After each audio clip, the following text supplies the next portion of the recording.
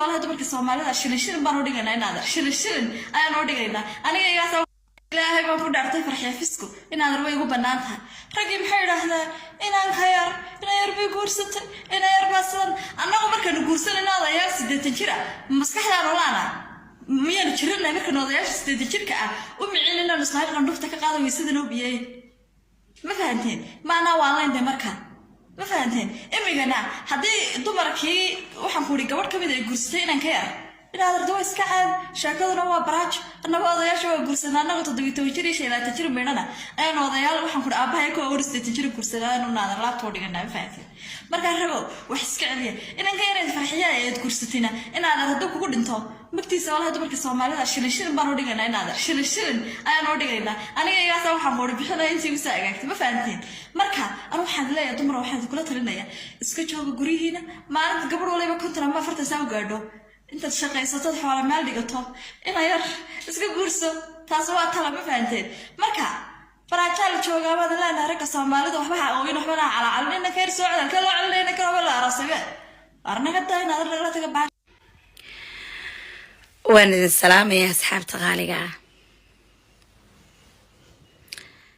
بدنا وحنا أركي فرحية فيسكو وهم بليانية ورقية دمر بله ور المية هذا ليك بيقول ستفرعس كسرت بوري حرق لا إلا هي حرق إلا هي شلي وحنا فكري الماس صدق بردا وكلا وردونا ترى ما نروح شنوية دي ترى من المودين إلا نقف كاوين ولا بقف تمرو كاوين سودوا الاستاج ومحي ويدي من أسفل قد شغيس مركاسا إن اللاري انتي إلهي نحي إيه إن اللاري انتي عقلي قد ضعيف كاهي أيها وحي سعب كوتو ميسا كيبر داوين هنا كيركب سطحي يا فرحي فيسكا قروح ضا إلهي ضحي يدعي ذي وقروح ذا بدني ذي كجرتو إيه هالكي استاكتو والله أنا واكل الله إذا كان يربح دوتونا وسط فيديو دوري تبصر لبعض سنة كوري صادق دقيقة يعني لين برجع سوق توجهها من نكلا ورسالة توجه كولاك مركا وحويان أنا هنا إسكور راجان أو اللي بقوا بطيسوا دلنا وانشالي لكن إن كذا هر باسكة كتريسة تاوية تاري إسكور راجان سبب تأمين كم ولا وريرنا يا خاتيان بالله قد دقيقة مال وكل نولادو إلا واحد اللي يرى أقل إسكور حلي مايا ضد ولا نولادو شاه اللعب ومال فريستو بعيني وهذا عارك يا واحد لبوها أنت واحد بليينيسا حتى مرادايس صوت هكتي أنت اللي بعتذا وضعك مال والبيس اللي رايون كلا قدك توم مال والبلو قبنيا حتى هستين ماذا هذه سارنتها هس كلو جواب اللو سو سمي أو إن ما وين تاي بيل كان بحينيسو وحنا عاص أيا لو سو بدل والله قدي منهم بل سو بدل وهستنا يدرك عاص حرنتها ماذا هي سارن ها ماذا هذه سارنتها ولا سو بدل نوع كان وراد بني سلام يا أمد الصوماليات فيديو كان عبد القادر بوس أنا وذا دقيسنا كدبنا عن سكوي معنا أوكي رصدنا كم قنعين أنا كم قنعين فانس كذا كم قنعين هذا علي سكوك الحسن تهانا إسلا بود أنا قمانت مرصدها إديه الدونو مرصد واحد ليه مريبه إديه الدونو ما حاجة بدأ بأب قالا يكوه حاجر قبل سنة يسرى ربان وقت عبد القادر ومحاو قال لي عبد الرزاق كبيرة oo la dhashay farxiyo kaba yare fanaanada walaashay aan jeclahay facebookiisa ehel asaaq wuxuu qoraal soo dhigay wiilka guursado ku dhahay qoraalka hadda iyo soo dhigay inta marqaati ay leedahay daawada halkaas qoraalkaas waa hadda akhri kartaan wiilka ku guursaday ee gabooyo yiri dooqaada ani kula marihi laakiin xamar ma keeni kartid oo ma dhacayo dhahay wixii Axmed Dawlo ku dhacay ee la gubay reerka mursada ay gubeen Axmed Dawlo ninkii dareer weyn ayaa wiilkan gabooyay mubaarak yar ku dhici doono yaa saasir wiil waa islaama yiri may Abdirsaaq kabayare oo aan ka reer kabayarade saameynta ay ku dhax leeyihiin mursada Xasan Qeyrle ka weyn baa inta kale waa ka horeeya reer kabayare waa Xasan Qoorkoor hataa waa jiray Xasan Qeyrkoor waa jiray marka aan rabaa مرصدة وحي تاجين فرحيو قرال كسات وجدد مبارجرة هرجيسو واسكولني كرتينه وكده لكن دايني لما كيني كرتين يا حمر ودن مايا المرصدة يلا أنا مدين أنا ولا قبا فرحيو سولو والله بالله ولا قبا waa la qaba axmed dowlo ma taqaanaa soomaalida ma fahamsana ninkii qeyr jannada allah geeyey ilaahay u naxariistay axmed dowlo beesha jarirweyne gabadhii wiilka isaga uu dhalay oo aroosir gabadh abgaalo hooyad murusada tahay abgaalka intaa la gaaray murusadaa gubay basiin iyo taraqi isugu qabteen meydka allahuma najina wax fiican maaha diiniyan wax qurux badan maaha ana mubaarak yare ireerkiis taasaa u diidaa marka ilan hadhow waa la cambaariyey iyo waa ka xunnahay iyo uma rabo anigana waxaan la qabaa boos cabdiqaadir boos iyo ninkan kale oo ka hadlaya la leeyahay hebelkaa kaba yara ani waxaan qabaa qof walba wiil iyo gabar oo gabooye ah haddii ayna soo aadaan intaan jarjartaan hadda waa jarjartaan kadibna hilibkooda eeyaha u qaybiya inaa gobtiin asxaana usoo biseen jarjara kadibna hilibkooda eeyaha siiya taas waa nigu qabaa sababtoo ah waaba qaladba idinka iyo anaka inaan xitaa isu shukaansanaa qalad ah waan kula qabaa waxaana leeyahay arrintiina ha laga dhabeeyo waxaan leeyahay idinka hadalkiina ka dhabeeya waana nigu raacsanahay laakiin ogow idinkii anaka inayna isgeenin fadlan noo saar subscribe ilaahay khayr ha ku siiyo wax degdegaad ku farxda ilaahay ha ku siiyo ku soo bir xaqsoor TV ana wararkii ugu dambeeyay oo hadda soo dhacay ayaan ka dabageynaya waxaan ku leeyahay sidaad halkaa ku aragto inantii asma loof ahayd oo waxa weeye cafis ka dalbatay ninka farxiya fiska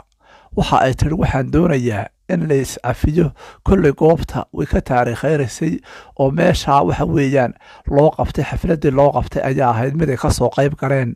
fanaaniin fara badan oo waxa weeye reer Hargeysa fanaaniintan faraha badan waxa ayaa goobta ka hadlay halkaa waxa ka hadashay oo hadal qeyra leh oo waxa weeye meel taabaraya soo sheedisay inantii waxa weeye asma loo fahayd oo ka dalbatay cafis macnaha ay ka wada farxiya fiskiya ninkeedu inay leeyihiin hal is cafiyo ayaa ah inay dad fara badan soo qaateen markaa isha bini'aadankuna waa waxay leeyihiin hal is cafiyo sidaad halkaa ku aragto waa Saddam oo ah wiil yar oo dhalinyaro ah ayaa waxa weeye lagu dilay dalkaasi Turkiga wiilkan yar ayaan la garanayn cidda dishay wiilkan yar oo ahaa wiil ku xiran xabsi ayaa ka baxsaday sida ciidamada dalkaasi ay sheegeen iyagoo oo sheegay inay baadi goobayaan waxa weeyaan sida wax u dhaceen balse ay soo heleen markii dambe in waxa weeye wiilka uu leer ku dhagay isagoo darbi ka sii dhacaya balse waxa la sheegay in aanay sidan ahayn oo aanay safaaradda Soomaalida ee dalkaas ku taala waxa weeye ay baaritaan ay ku sameeyeen ay leeyihiin anagu yeelimayno dhacdada sidan u dhacday maxaad ku ogtahay Saddam in la isku haysto dhimashadiisa oo ah wiil yar oo dhalinyaro ah oo ka soo sheeda magaalada Burco wararka ajaab kale farqayn doona bilow ilaa dhamaad la socod sidaad halkaa ku aragto inantii asma loo fahayd oo raaligelin iyo cafis ka dalbatay farxiya fiska ninkeeda maxay haddaba arrintan tahay farxiya fiska ninkeeda mukhtaar ayaa sheegay in dad badan ka soo hadleen oo qaarkood soo siyaabo kala duwan soo faranqeeyeen waa sababta keentay in waxa weeye cafiska ay sidaa u soo fidiso sidoo kale waxa weeyaan horta farxiya fiska maanta waxay noqotay fanaanad ay dad fara badan siyaabo kala duwan uga soo hadleen waxaan leenahay ilaahay ha isugu barakeeyo waxa weeye muuqaalada qaar ayaa dadka qaarba si uga soo hadlaya markan waxaad arkaysaa waxa weeye iyada oo loogu dabaal degay oo xaflado kala duwan loo dhigay oo reer Hargeysa soo dhaweeyeen oo ay sharfeen oo meel kasta saa loogu damaashinayo oo ay leeyihiin reer Hargeysa waxa weeye waxaan nahay gob oo waan soo dhaweynaynaa guurka quruxda badan ee farxiya fiska oo maalmaha soo socota dalxiis u aadi doonaan xagga ay magaalada Shaqa sidaan warar xaqiiqo ah ku hayo warar kale oo lagu kalsoon yahay haddii aan ka dabageeyo waa warar xaqiiqo ah oo aan helay balse wararkan waxa la isleeyahay talow run miyaa mise waa been ma ogtahay nashaad iyo waxa weeye Bashiir Haruuniye in ay hal habeen isqabeen sida aan ku helay warar kulli meherkooda waxa la rabay inuu dhaco oo waxa weeye macnaha ma isqabeen waxa la rabay in ay isguursadaan bay israbeen waan baaray waxaan soo helay warar rasmi ah sida wararku sheegayaan balse inantii nashaad dad baa ka daba shaqeeyay rabay waxa weeyaan in ay Bashiir Haruuniye iyo nashaad kala dilaan waana ku guuleysteen ugu dambeyntii sidoo kale wiilka Saddam oo ciidamada dalkaas ay leeyihiin waxa weeyaan leer ayaa ku dhigay ayaan la garanayn dhacdadan sida u dhacday balse wiilkan oo xabsi ka baxsaday ayaa waxa weeye markii dambe geeridiisa lasoo sheegay waxa ka mid ah weji oon mar kasta calashaan dad fara badanna bedeli karaa kaalinta uu inaga inoo soo bandhigayna waxaan rajeynayaa in inaguna kasoo bixi doono oo wacyigelintana aynu qayb badan aan ka qaadan doono farxiye iyo mubaarigna waxaan leeyahay hambaliyo inuu dadkii ugu dhawaaban ka mid ahay waana ku faraxsanayay arooskiina annaguna intaan ka badan dee odhan kari maayo waxaan leeyahay un sidii laydin sheegay cadowga inankaasi wuxuu yidhi cafis yaana weydiisanaya anigaa ka koowa ciddii cafiskeedin weydiisanaysa alif mabruuq marka waa ku faraxsanahay guurkan ilaahay waxaan aga baryaa inaad dadkii isku waara aad noqotaan oo wax kala dhalo marka ubadkiinana inaan xumbaarno insha allah ya